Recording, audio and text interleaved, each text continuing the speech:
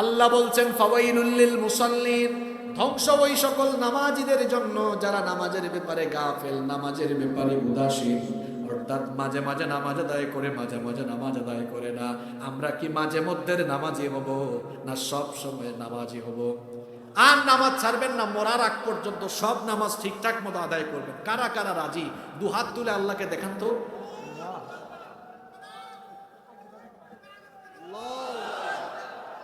আপনারা হাতটা কি ঠিকঠাক মতো তুলছেন? সবাই নামাজি হবেন তো? হাতগুলো নামান, আল্লাহ সবাইকে কবুল করে নেন। আপনাদের আপনাদের বোধহয় খুব কষ্ট হচ্ছে, তাই না? এটা আমি শেষ দিকে চলে এসেছি। আব্বাজানরা ভাইজানরা শোনেন, মা বোনদের উদ্দেশ্যে আমার কয়েকটা কথা আছে। তাইলে এক নাম্বার ব্যাখ্যা বললাম মাঝে মাঝে যায়, মাঝে মাঝে যায় না। এর আরেকটা ব্যাখ্যা হলো নামাজ পড়ে কিন্তু টাইম মতো পড়ে না, নামাজকে দেরি করে পড়ে। মা বোনদের এই স্বভাব বেশি। যেমন জোহরের নামাজের টাইমে দেখা যায় অনেক মা বোনরা আছে ঘরের রান্না বান্না শেষ করতে করতে বিকাল 3টা, আছে না নাই? জোহরের নামাজ পড়তে পড়তে 3:30 4টা আসরের সময় হয়ে যায়, আসরের নামাজ পড়তে পড়তে মাগরিব হয়ে যায়। অনেক ভাইয়েরাও আছেন নামাজ দেরি করে পড়ে। আল্লাহর হাবিব বলেছেন তিলকা সলাতুল মুনাফিক, ওইটা মুনাফিকের নামাজ। কোন নামাজ? নবীজি বলেছেন ইয়াজলিসু ইয়ারকাবুশ শামস, বসে বসে সূর্য দেখে, সূর্য কিভাবে তার কক্ষপথে যাচ্ছে। হাত্তা ইদা কানাত বাইনা করনাই শাইতান ক্বামা ফানাকরা আরবা, এরপরে সূর্য যখন শয়তানের 2 শিঙের মাঝখানে চলে যায়, অর্থাৎ যখন সূর্যাস্তের সময় এসে যায়, ওই সময় তাড়াহুড়া করে উঠে আর মুরগির মতো 4টা ঠুকর মারে। অর্থাৎ আসরের নামাজ দেরি করে পড়ে অনেক মানুষ এই রকম আছে না নাই? তাইলে ওয়াক্ত আরম্ভ হওয়ার পরে একেবারে শেষের দিকে গিয়ে নামাজ আদায় করা, এটাও মুনাফিকের নামাজ। এদের জন্য ধ্বংস। বলেছেন তিনি কি? ওই সকল নামাজীদের জন্য ধ্বংস যাদের নামাজের মধ্যে কোনো খুশু নাই। খুশু হচ্ছে নামাজের আসল প্রাণ। যেই ব্যক্তি নামাজ আদায় করে কিন্তু নামাজে খুশু থাকে না, নামাজের মধ্যে বিনয় থাকে না, নামাজের মধ্যে আল্লাহর ভয় থাকে না, ওই নামাজ কোনো নামাজই না। অনেক মানুষ নামাজে দাঁড়ায় দেখবেন কলার ঠিক করে, বোতাম লাগায়, শার্টের হাত ঠিক করে, দাড়ি হাতাহাতি করে, এই রকম মুসল্লি অবশ্য নাই।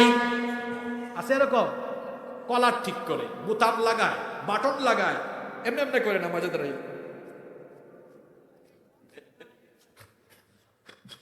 করে। আবার দেখা যায় এই রকম অনেক মুসল্লি আছে নামাজে দাড়ি খালি এমনি এমনি করে হাত দিয়ে। আল্লাহর হাবিব দেখলেন এক লোক নামাজ আদায় করছে আর দাড়ি নিয়ে এইরকম খেলাধুলা করছে। নবীজি বললেন লাউ খাশাআত কলবাহু লা খাশিআত জাওয়ারিহু, লোকটার অন্তরে যদি আল্লাহর ভয় থাকতো তাহলে নামাজে দাঁড়িয়ে এরকম দাড়ি নিয়ে খেলতো না। কাদের নামাজে খুশু নাই? যারা নামাজে এদিক ওদিক তাকায়, নামাজে ঘড়ির টাইমের দিকে তাকায়, হুজুরের তেলাওয়াত একটু লম্বা হলে পেছন থেকে সিগন্যাল মানে। এরকম কাশি দেওয়া মুসল্লি কি আপনাদের এলাকায় আছে? এই বাপরে বাপ, কিছু কিছু মসজিদে ঢুকলে কাশির যন্ত্রণা। জুমার দিনে কাশি শোনা যায় বেশি। হুজুর যদি একটু লম্বা করে ফেলেন, কয় দেখছো ইমাম সাহেবের তো কোনো কাজ নাই, এত লম্বা নামাজ আদায় করছে। এরকম আছে? নামাজের মধ্যে খুশু নাই। যে নামাজে খুশু নাই ওই নামাজের কোনো দাম আল্লাহর কাছে। এখন প্রশ্ন হলো হুজুর কিভাবে আমরা নামাজে খুশু নিয়ে আসব? এর জন্য মাত্র 3টা আমল বলবো, মন দিয়ে শুনেন। নামাজে খুশু ফিরে আসবে কয়টা আমল করলে? জুড়ে বলেন কয়টা? নাম্বার 1, নামাজে মনোযোগ অন্যদিকে যাবে না। নবীজি বলেছেন ইদা কুমতা সলাতিকা ইদা কুমতা ফি সলাতিকা ফাসাল্লি সলাতাম মুওয়াদ্দা, যখনই তুমি নামাজে দাঁড়াও এই অনুভূতি নিয়ে নামাজে দাঁড়াও, এই নামাজ হচ্ছে আমার জীবনের শেষ নামাজ। এই অনুভূতি ভিতরে থাকলে মনোযোগ অন্যদিকে যাবে। নাম্বার 2 নাম্বার আমল হলো যখন আপনি নামাজে দাঁড়াবেন মনে করবেন আপনার রব আপনার সাথে কথা বলছেন। মনে করবেন কি আসলেই তো তাই, কারণ নামাজের মধ্যে আপনার সাথে যিনি কথা বলেন তিনি কে? নামাজ কি জানেন? নামাজ হচ্ছে অডিও কল। কার সাথে? কেমন অডিও কল শোনেন? হাদিস থেকে শোনাই, আপনি নামাজে দাঁড়ালেন, বললেন আলহামদুলিল্লাহি রাব্বিল আলামিন, সব প্রশংসা করলেন কার? আল্লাহ। সাথে সাথে আপনাকে জবাব দেন হামিদানি আব্দি, আমার এই গোলাম নামাজে দাঁড়িয়ে আমার প্রশংসা করলো। এরপরে আপনি বলেন আর রহমানির রহিম, আল্লাহ আপনি রহমান, আপনি রাহিম, আল্লাহর গুণগান বর্ণনা করলেন। আল্লাহ সঙ্গে সঙ্গে বলেন আসনা আলাইয়া আব্দি, আমার বান্দা নামাজে দাঁড়িয়ে আমার গুণকীর্তন বর্ণনা করলো। এরপরে আপনি বলেন মালিকি ইয়াউমিদ্দিন, বিচার দিবসের মালিক হচ্ছেন আল্লাহ। আল্লাহ বলেন মাজ্জাদানি আব্দি, আমার বান্দা আমার শ্রেষ্ঠত্ব বর্ণনা করলো। আল্লাহু আকবার। আপনি বলেন ইয়্যাকা না'বুদু ওয়া ইয়্যাকা নাস্তাঈন, আল্লাহ আমরা আপনার গোলামি করি আর আপনার কাছেই সাহায্য চাই। আল্লাহ বলেন হাদা বাইনি ওয়া বাইনা আব্দি, এটা হলো আমার আর তোমার মাঝে সম্পর্ক। এই রকম সালাম ফেরানোর আগ পর্যন্ত আপনার প্রত্যেকটা কথারে যিনি জবাব দেন তিনি কে? মনোযোগ অন্যদিকে যাবে না। 3 নম্বর আমল হলো নামাজের মধ্যে তাড়াহুড়া করবেন না। অনেকে আছে নামাজের মধ্যে বিরাট তাড়াহুড়া করে, রুকু সাজদা এত দ্রুত করে, দেখলে মনে হয় যেন নামাজ না, ফিজিক্যাল এক্সারসাইজ করে। এই রকম আছে না নাই? আল্লাহু আকবার, আরে বাপ রে বাপ, কি তাড়াহুড়া! 2 মিনিটে 4 রাকাত শেষ, আছে না নাই? আমাদের দেশে বিশেষ করে রমজান মাসে অনেকে তারাবির নামে তাড়াতাড়ি করে, যখন তিলাওয়াত আরম্ভ করে শেষে শুধু ইয়ালামুন আর তা'মালুন বোঝা যায়, মাঝখানে কিচ্ছু বোঝা যায়। আল্লাহু আকবার, আলহামদুলিল্লাহ, উলাইকা হুমুল মুফলিহুন। আছে এরকম 5G গতির তারাবি। কোরআন নিয়ে এমন তামাশা করার অধিকার কে আপনাকে দিয়েছে? নামাজের তিলাওয়াত আস্তে আস্তে সুন্দর করে হবে, তাড়াহুড়া করা যাবে না। নামাজে দাঁড়িয়েছেন, সুন্দর করে পড়ুন আলহামদুলিল্লাহি রাব্বিল আলামিন আর রহমানির রহিম মালিকি ইয়াউমিদ্দিন ইয়্যাকা না'বুদু ওয়া ইয়্যাকা নাস্তাঈন اهدنا الصراط المستقيم صراط الذين أنعمت عليهم غير المغضوب عليهم ولا الضالين।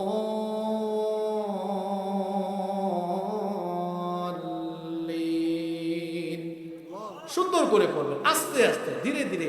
5G 6G গতিতে এরকম নামাজে তাড়াহুড়া করা মানে হচ্ছে সরাসরি আল্লাহর সঙ্গে তামাশা করা। আল্লাহ আমাদেরকে হেদায়েত দান করে। তাহলে নামাজকে সুন্দর করে আদায়ের কয়টা আমল বললাম? 1 নাম্বার, যে নামাজে দাঁড়াবেন ভাববেন ওটা জীবনের কি। 2 নাম্বার, নামাজে যখন দাঁড়াবেন এই ফিলিংস অনুভূতি আনবেন আমি এখন আমার রবের সাথে কথা বলছি, সুবহানাল্লাহ। এই অনুভূতি আনলে কি হয় জানেন? ঘটনা তো আরেকটা মনে পড়ছে, বলবো। ইমাম আবু হানিফা রাহমাতুল্লাহি আলাইহি, নাম শুনেছেন আপনারা? উনি রাতের বেলা তাহাজ্জুদের নামাজে দাঁড়িয়েছেন। উনার পাশের ঘর, প্রতিবেশীর ঘরে আগুন লেগেছে। কি লেগেছে? আগুন লেগেছে। আশেপাশের বিভিন্ন বাড়ি থেকে অনেকেই পানি নিয়ে এসেছেন, পানি ঢেলে আগুন নিভাচ্ছেন। আবু হানিফার কোনো খবর নাই। লোকজন বললেন কি ব্যাপার? আবু হানিফার পাশের বাড়িতে আগুন লাগলো, আবু হানিফা নাই কেন? সবার আগে তো আবু হানিফা ছুটে আসার কথা। লোকজন আগুন নিভানোর পরে আবু হানিফা রহমতুল্লাহি আলাইহির দরজায় নক করলেন। ইমাম আবু হানিফা রহমতুল্লাহ আলাই তখন নামাজ শেষ, দরজা খুললেন, বললেন কি ব্যাপার এত রাতে আপনারা? কয় এত রাতে আমরা মানে এতক্ষণ কি চিল্লাচিল্লি শোনো নাই? তিনি বললেন কিসের চিল্লাচিল্লি, কি হয়েছে? আচ্ছা বলেন তো, আপনাদের এলাকায় আগুন লাগছে, আর যার বাড়িতে আগুন লাগছে ঠিক এই পাশের বাড়ির কেউ একজন লোক আসে নাই, আর আপনারা আগুন নিভাইয়া যাওয়ার পরে তো দরজা খুলছে আর সে বলতেছে এত চিল্লাচিল্লি কই, আমি তো শুনলাম, মেজাজ কেমন লাগবে? আবু হানিফা বলছেন কি হয়েছে? তারা বলেন আবু হানিফা ঠাট্টা করো তুমি, তুমি তো একজন জ্ঞানী মানুষ, আমরা জানি। তিনি বললেন আল্লাহর কসম কি হয়েছে আমি জানি না। তারা তখন বললেন তোমার পাশের বাড়িতে পাশের ঘরে আগুন লাগলো, সারা গ্রামের মানুষ এসে আগুন নিভাইলাম, তুমি একটু পানি তো ঢাললাও না, এগিয়েও আসলা না, তুমি কেমন মানুষ? দরজাও খুললা না, দরজা বন্ধ করে আছো, এখন বলতেছো আবার তুমি কিচ্ছু জানো না। তিনি কি উত্তর দিয়েছেন শুনেন। তিনি বলছেন, ভাই আল্লাহর কসম আসলে আমি টের পাইনি। কারণ হলো তোমরা সবাই মিলে যখন আমার প্রতিবেশীর ঘরের বাড়ির আগুন নিভাতে ব্যস্ত ছিলে, ওই সময়টাতে আমি নামাজে দাঁড়িয়েছিলাম আর তিলাওয়াতে এত মজা পাচ্ছিলাম আল্লাহর সাথে কথা বলে। তোমরা যখন দুনিয়ার আগুন নেভানোতে ব্যস্ত, আমি তো রবের সাথে কথা বলে বলে জাহান্নামের আগুন নেভানোর কাজে ব্যস্ত ছিলাম। এই হচ্ছে আমাদের পূর্ববর্তীদের নামাজ। হ্যাঁ, আরেকটা ঘটনা, আলী রাদিয়াল্লাহু আনহুর নাম শুনছেন তো আপনারা। যুদ্ধের ময়দানে তীর ঢুকেছে, বিষাক্ত তীর। কিছু সাহাবীরা গিয়ে টান মারতেছেন, যখনই টান মারতে তাদের হু হু করে চিৎকার করে ওঠে। নবীজি এটা দেখলেন, দেখে বললেন, সাহাবীরা থামো, আমার আলীর পা থেকে এই তীর এত সহজে খুলতে পারবে না, সবুর করো, আজান হোক, তারপর দেখা যাবে। আজান হলো, আলী রাদিয়াল্লাহু আনহু নামাজে দাঁড়ায়। নবীজি বললেন, যাও এবার আলীর কাছে, কারণ আমার আলী এখন নামাজে দাঁড়িয়েছে, আল্লাহর সাথে এখন কথা বলায় ব্যস্ত। এখন তার শরীরে তীর ঢুকালে, তীর বের করলে কিচ্ছু সে টের পাবে না। আলেমরা বসে আছেন, ঠিক বলেছি তো? যেই তীর নামাজের আগে হাত দিলেই তিনি চিৎকার দিয়ে ওঠেন, ওই তীর খুলে ফেলা হলো, তিনি কোনো সাউন্ডও করলেন না। নামাজ শেষে মুসল্লিরা বলল, আলী তোমার পা থেকে তীর খুললাম, একটু হু হাও তো করলাম না। তিনি বললেন, আল্লাহর সাথে কথা বলে এমন মজা পাচ্ছিলাম, আমার শরীরে কি ঢুকেছে না কি বের করেছো কিচ্ছু আমি টের পাইনি। সুবহানাল্লাহ। আর আমাদের নামাজ কেমন জানেন? এক মসজিদে মাগরিবের নামাজে ঢুকছি, মাহফিলে যাচ্ছি আমি, নামাজের সময় হয়েছে, ঢুকছি। নামাজ শেষে এক মুসল্লি খেপছে, কয় হুজুর একটু কয়েল জ্বালায় রাখতে পারে না, মশায় কামড়াই আমাকে শেষ। উফ, আমরা মশার কামড় টের পাই, আর তারা তীর বের করে ফেলেছে, টের পান না। সুবহানাল্লাহ। বলেছিলাম নামাজে মনোযোগ আনার জন্য 2 নাম্বার আমল কি করা, এই অনুভূতি নিয়ে আসা। আমি কার সাথে কথা বলছি? কার সাথে? আচ্ছা বলেন তো, নেতার সামনে দাঁড়ালে কেমনে দাঁড়ায়? কি ঠিক আছে কথা?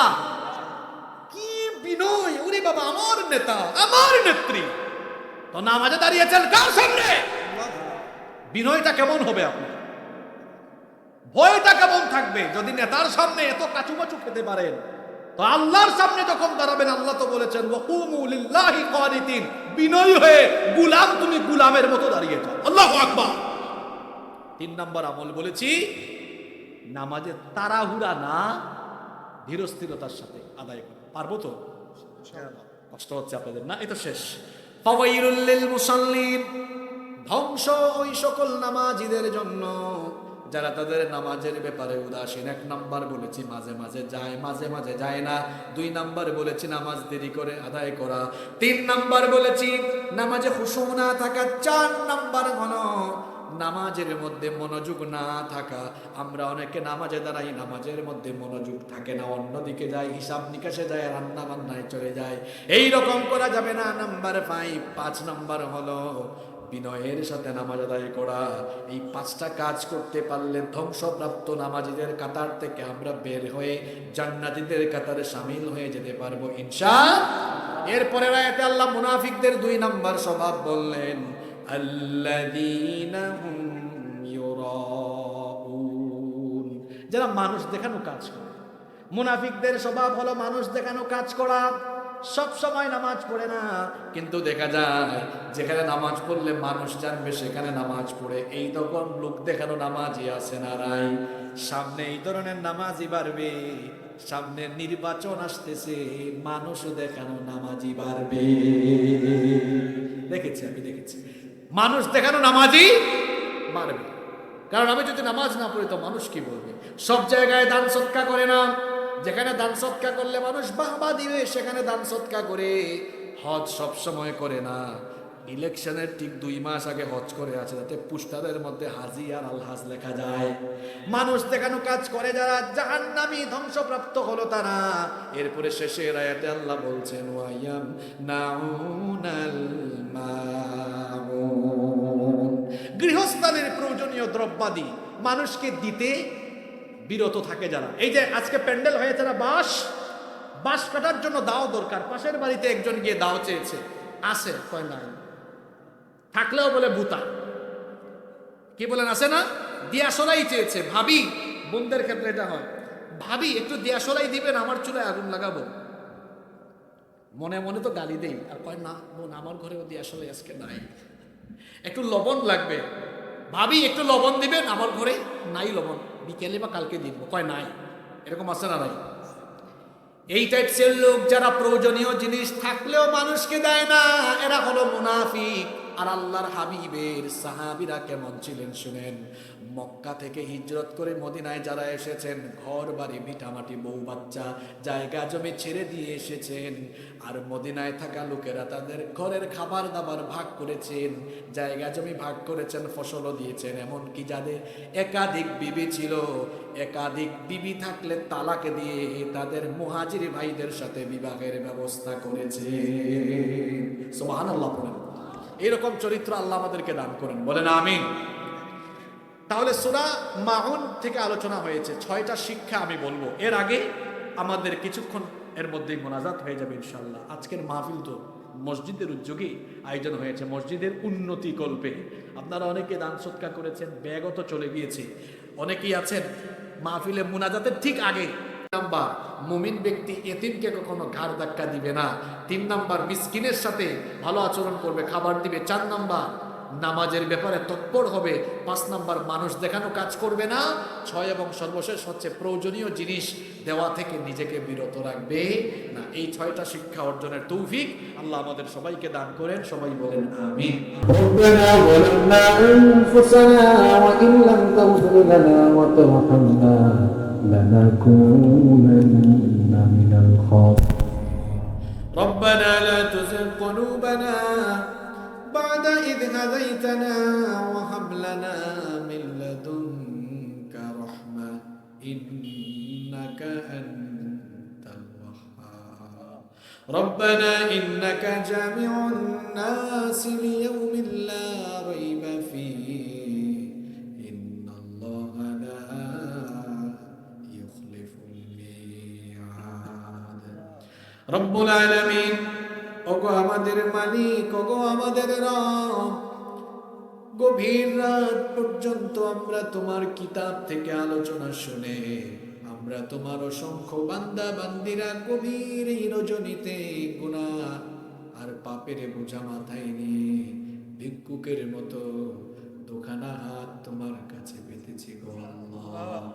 ওগো আমাদের মালিক, অসংখ্য মায়েরা বোনেরা, অসংখ্য বাবারা ভাইয়েরা হাত তুলেছেন। আমরা যারা হাত তুলেছি জীবনে কম বেশি সবাই আমরা গুনাহ করে ফেলেছি। যতই আমরা গুনাহ করি না কেন, আমরা তো তোমার গোলাম। এজন্য গুনাহ মাফ করার জন্য তোমার কাছে ভিক্ষার হাত পেতেছি। আল্লাহ, তুমি আমাদেরকে তোমার দয়া থেকে, তোমার ক্ষমা থেকে বঞ্চিত করো না। তুমি যদি আমাদেরকে তোমার দয়া থেকে, ক্ষমা থেকে বঞ্চিত করো, আমরা কোথায় যাব, কার কাছে যাব? আমরা ছাড়াও তোমার অসংখ্য গোলাম আছে, কিন্তু তুমি ছাড়া আমাদের আর কোনো মাবুদ নাই। তুমি যদি আমাদেরকে ক্ষমা থেকে বঞ্চিত করে দাও, কোথাও আমাদের যাওয়ার জায়গা নাই। ওগো মালিক, আজকে আমরা হাত তুলেছি, জানি না আর কোনোদিন এইভাবে হাত তোলার সুযোগ পাবো কিনা। এমনও তো হতে পারে আজকের এই মোনাজাত আমাদের কারো কারো জন্য জীবনের শেষ মোনাজাত হয়ে যেতে পারে। আর কোনোদিন তোমার কাছে এভাবে হাত পেতে গুনাহ মাফের সুযোগ নাও পেতে পারি গো আল্লাহ। ওগো মালিক, আমরা যারা হাত তুলেছি আমাদের উপরে দয়ার নজর দিয়ে, ক্ষমার নজর দিয়ে তাকাও। আর আমাদের জীবনের ছোট বড় জানা অজানা সমস্ত গুনাহগুলোকে তুমি মাফ করে দাও রব্বুল আলামিন। ওগো আমাদের মালিক, ওগো আমাদের রব, আমাদের স্ত্রী সন্তান সন্ততি মা বাবা ভাই বোন পরিবারের সবাইকে মাফ করে দাও রব্বুল আলামিন। আমাদের সবাইকে হালাল উপায়ে উপার্জনের তৌফিক দাও, হারাম থেকে আমাদেরকে বেঁচে থাকার তৌফিক দাও রব্বুল আলামিন। আমরা যারা হাত তুলেছি আমাদের সবার মা বাবাকে তুমি মাফ মাফ করে দাও।